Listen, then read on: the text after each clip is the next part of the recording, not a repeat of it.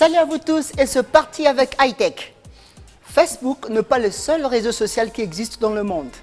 L'informaticien congolais Blaise Lusikila a créé depuis 2009 un réseau social académique dénommé FileNox. Je vous invite à découvrir FileNox sur ces images. L'informaticien congolais Blaise Lusikila a développé FileNox, un réseau social académique qui regroupe plusieurs universités dans le monde, dont l'objectif est de favoriser les échanges entre la communauté.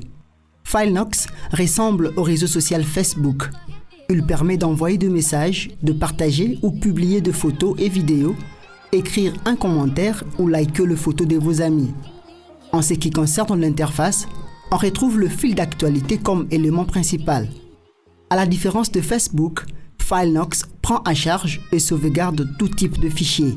Facebook fait le même travail que FileNox, mais à la différence que FileNox s'occupe plus du fichier.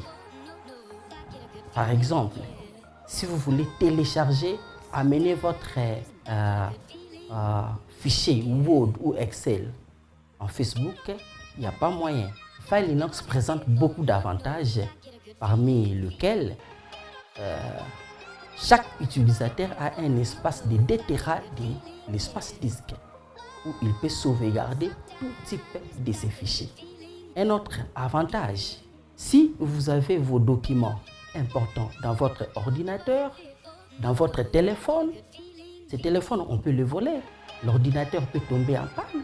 Une fois l'ordinateur tombé en panne, vous allez perdre vos données. Mais une fois que vous avez mis vos données dans un autre ordinateur que FileNox vous donne, vous avez la certitude que vos données sont en sécurité. FileNox est une plateforme qui répond aux besoins des étudiants. Les étudiants utilisent plus FileNox parce que FileNox répond plus aux besoins académiques. Par exemple, les étudiants n'ont pas seulement besoin d'envoyer des photos, vidéos, non. Ils ont aussi besoin de s'échanger, d'envoyer un syllabus de professeur à tous les étudiants, un travail, un TP directement dans le serveur du professeur. Donc le fait que les autres réseaux ne donnent pas cette prérogative, FileNox vient répondre à ces besoins et voilà pourquoi beaucoup d'étudiants s'intéressent à FileNox. Le principe de sauvegarde de données sur FileNox est simple. Vous allez voir le bouton Save File. Ce bouton-là, c'est un robot, ce n'est pas un formulaire. Donc, une fois que vous cliquez ce bouton-là, vous entrez et vous prenez tout type de fichier que vous allez prendre.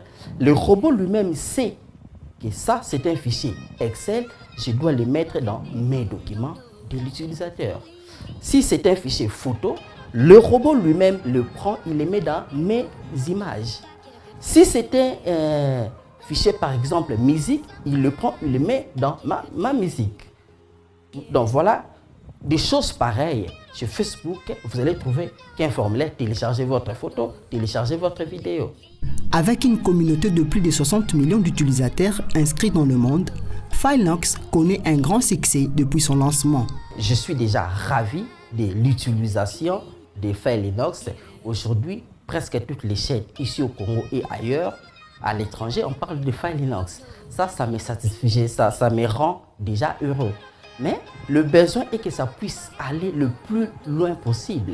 Né en République démocratique du Congo, le créateur de FileNox, Blaise Lusikila, a obtenu son titre de licencié en informatique en 2008 avec la mention distinction à l'ESMICOM à Kinshasa.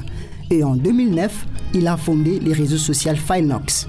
L'idée est venue d'abord par mon besoin personnel. J'avais un problème pour les échanges des fichiers, pas des photos. Quand je parle des fichiers, les photos est inclus dans le fichier. Le document Excel aussi, c'est un fichier. Alors, si je vais partager le document Excel avec mon ami, j'avais fait par exemple un budget, je vais le partager, eh bien, Facebook est incapable. D'où je devrais maintenant commencer à créer ça moi-même. Étant enseignant de l'informatique dans des institutions ici au Congo, je devrais le faire moi-même. Alors lorsque je le fais, j'ai vite compris que le besoin n'était pas seulement à moi, il y avait beaucoup de personnes qui avaient le même besoin. Ça, c'est les raisons qui m'ont poussé de créer les réseaux académiques FileNox. Voilà, c'était le réseau social académique Filenox.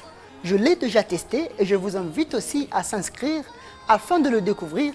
C'est simple et gratuit. Fin de ces rendez-vous technologiques. Je vous retrouve prochainement pour un autre numéro.